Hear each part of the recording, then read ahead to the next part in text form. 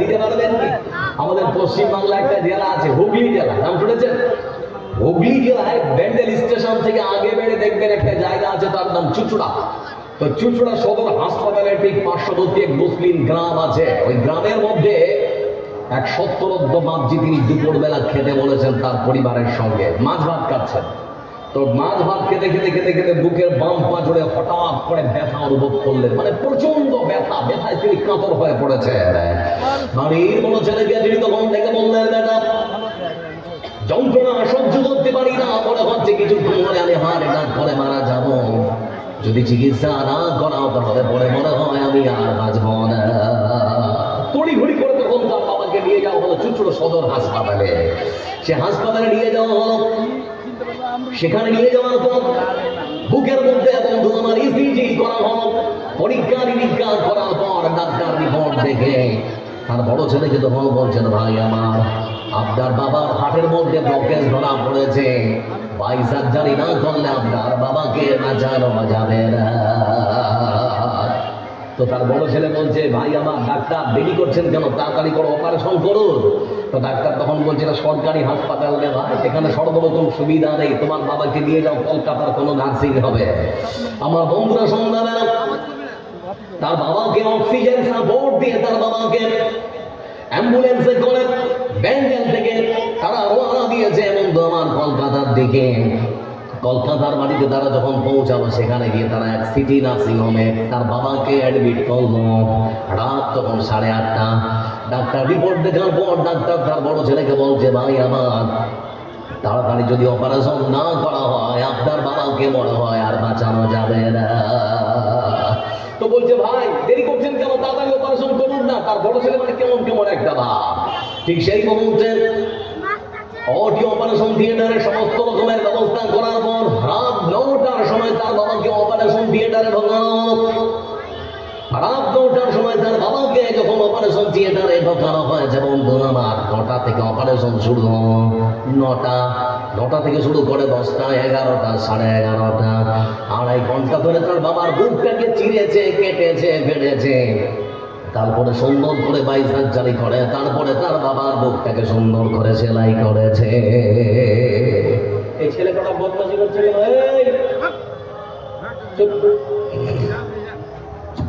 সুন্দর করে তার বাবার বুক থেকে কাটার পরে সেলাই করলো বন্ধু আমার, বাই সার্জারি হয়ে গেল। 4 দিন পরে তার বাবাকে সেখানে এলাকার ডাকা হলো সুস্থ ভালো করে করার জন্য। 4 দিন পর তার বাবাকে যখন ছুটি দেওয়া হচ্ছে, হুইল চেয়ারে তার বয়স্ক 70 বছরের বাবাটা হুইল চেয়ারে সুন্দর করে বসে আছে। তার পাশে তার বড় ছেলেটা দাঁড়িয়ে আছে, হাতে একটা কাগজ। তোর বাবাকে বলছে, হ্যাঁ রে বেটা, ওটা তোর হাতে কি? তোর বাপ তখন বলছে, আব্বা এটা আপনার ওই অপারেশনের বিল, আপনার যেটা অপারেশন হয়েছে বুকের বাই সার্জারি, ওটার বিল হচ্ছে এটা। বলে, দেখি বেটা কত টাকা বিল করছে, দেখি একটু আমি দেখি। তখন ওর বাবার হাতে ধরিয়ে দিয়েছে। তো উপর থেকে নিচ পর্যন্ত তার বাবা তখন দেখছে, দেখতে দেখতে উপর থেকে নিচ পর্যন্ত যখন অঙ্কটা দেখতে পেয়েছে বন্ধু আমার, বিলের যে টাকা, সেই টাকার মোট টাকার পরিমাণ অপারেশনের যেটা, সেটা হলো 8 লক্ষ টাকা। কত টাকা? 8 লক্ষ টাকা।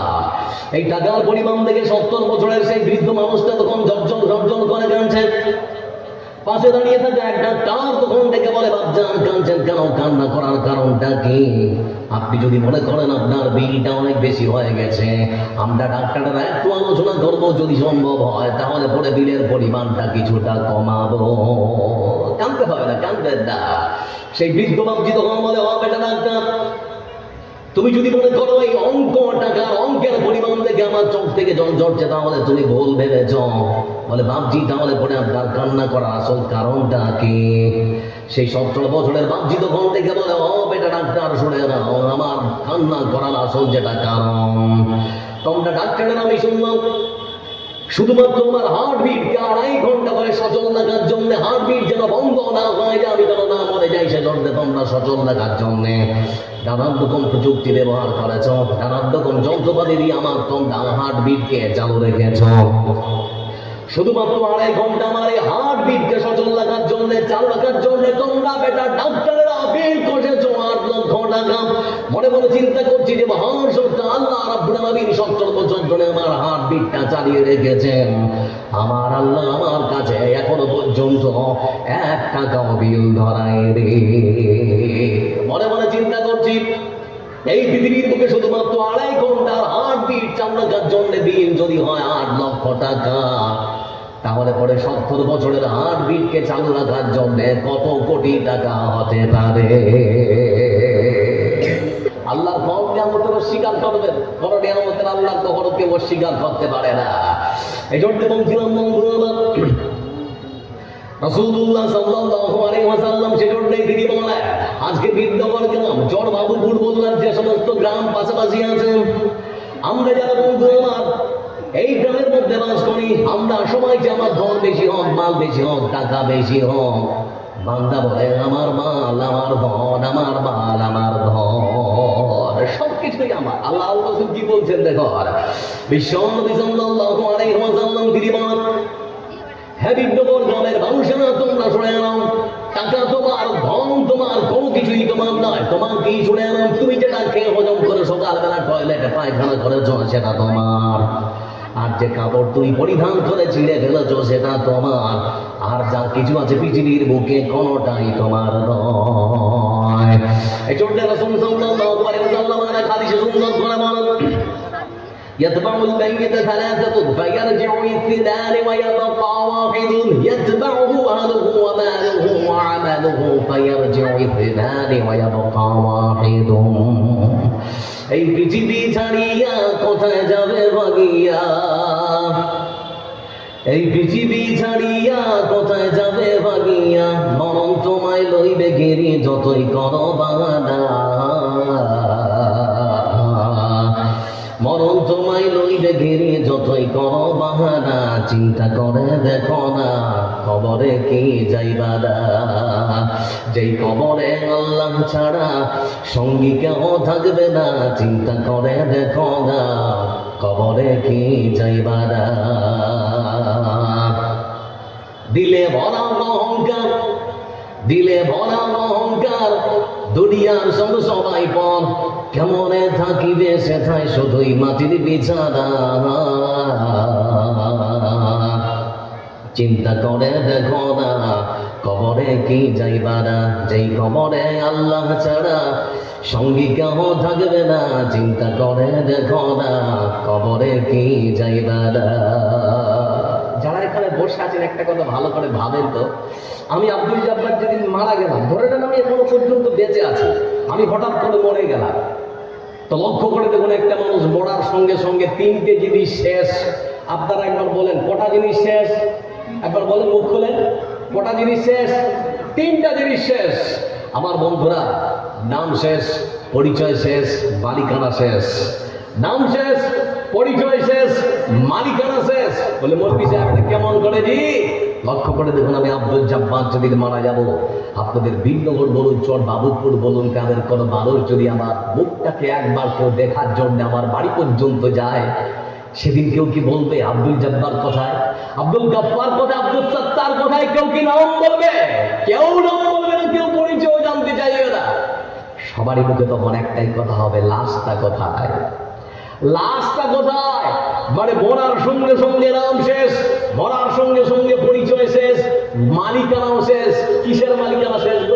বাড়ির মালিকানা শেষ, গাড়ির মালিকানা শেষ, সম্পদের মালিকানা শেষ, যে অট্টালিকা তৈরি করেছেন সেই অট্টালিকার মালিকানা শেষ, যে পাহাড় পরিমাণ সম্পদ অর্জন করেছেন, সেই পাহাড় পরিমাণ সম্পদ যা কিছু আছে বন্ধু আমার সব কিছুই শেষ, কোনটাই আপনার সঙ্গে কবর পর্যন্ত যাবে না। আল্লাহ রাব্বুল আলামিন তিনি সুন্দর করে বলছেন, সেই মানুষটাকে সুন্দর করে গোসল দিয়ে যখন কবর পর্যন্ত নিয়ে যাওয়া হয়, 3টা জিনিস সাথে যায়। তার আগে চলে গেছে ওই কোদাল ঝুড়ি আর মসজিদের যে খাট, ওই খাটটা আর যারা আপনাকে মাটি দিতে এসেছে তারা। আর তৃতীয় নাম্বার যেটা যায় সেটা হচ্ছে পৃথিবীর বুকে যা আপনি করেছেন সেটা আপনাকে সেটা কবরে রেখে দিবে। তার সঙ্গে সঙ্গে মাটি দিয়ে যখন মানুষেরা ফিরবে, দুটো জিনিস বাড়িতে চলে আসে। একটা জিনিস কবরে আপনার সাথী হয়ে থাকে, দুটো জিনিস যেটা সেটা হচ্ছে কোদাল, ঝুড়ি, আর ওই মসজিদে যে খাটে করে আপনাকে নিয়ে যাওয়া হয়েছিল সেই খাট পর্যন্ত মসজিদে চলে আসবে। আপনার বন্ধু বান্ধব, আপনার বাবা, সন্তান মারা গেলে বাবা থাকবে না, বাবা মারা গেলে সন্তান পাহারা দেবে না, তারাও বাড়ি পর্যন্ত চলে আসবে। কবরে শুধুমাত্র থাকবে আপনার আমল, আমল ছাড়া অন্য কোনো জিনিস থাকবে না। এই জন্য একটা কথা বলি, ভালো করে বললাম কোন কথাটা, অন্যের কাঁধে চড়ে কবর পর্যন্ত যাওয়ার পূর্ব মুহূর্তে নিজের পায়ে হেঁটে মসজিদ আবাদ করুন।